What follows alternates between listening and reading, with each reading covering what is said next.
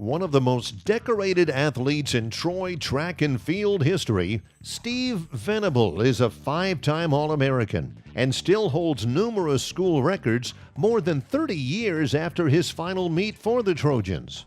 Venable ran on 6 Troy teams that won both conference and regional championships during his tenure, and he himself won 7 individual conference titles, 5 in track and field and 2 in cross country. Nicknamed Animal, Venable earned a trio of All-America honors in cross country in 1978, 1980, and 1981, and a pair of outdoor track and field All-America honors in 1980 and 1981.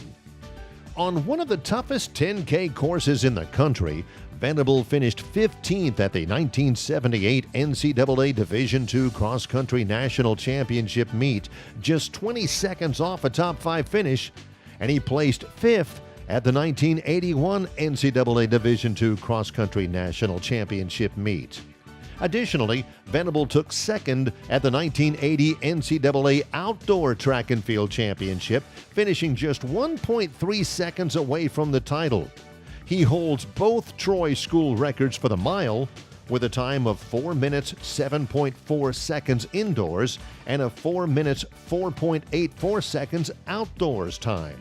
Venable is also Troy's record holder in the distance medley relay, 10 minutes 16.8 seconds, 1,500 meters at 3 minutes 44.69 seconds, and 5,000 meters at 14 minutes 8.86 seconds.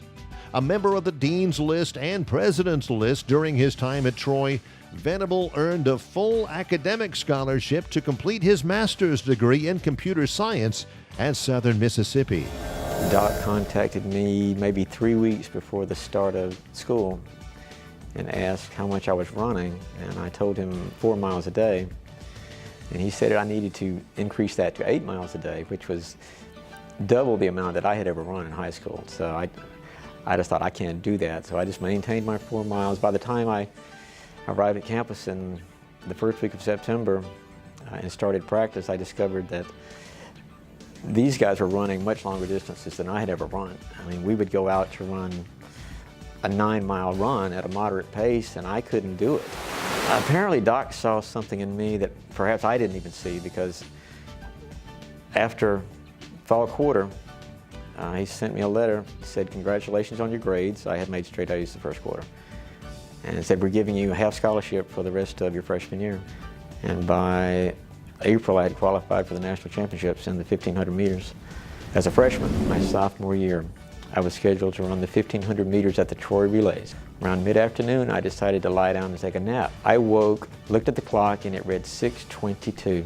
My race was 8 minutes away. I grabbed my spikes and my uniform and sprinted across the campus. I shot out, took the lead, and never gave it up, ran a personal best by 2 seconds, set a new Troy Relays record. I'd like to thank Mr. Nick Costes. He prescribed workouts for me and oversaw those workouts for about 2 weeks in mid-May of 1981, which enabled me to improve my 1,500 meter best by 3.7 seconds, and finally break the school record in the 1,500 meters that I had been shooting for the past 3 years. There were 2 seniors in the fall of '77 as I was an incoming freshman, Andy Whitener and Ed Palmer. And Andy and Ed were my inspiration. Another senior from the fall of '77 when I was a freshman named Jim Eastman encouraged me to keep a training journal to record all of my workouts, because I had never done that before in high school, to consult the diary to determine, what type of workouts work best for you. And I began keeping it on January 16th, 1978, and I've kept it every day to this day. Running must be a lifestyle in order to be successful at it, and I decided I was going to put everything I had into it, and that's what I did in my 4 years at Troy. I pushed. That's why Doc named me the Animal, because I was willing to push to my limit and beyond.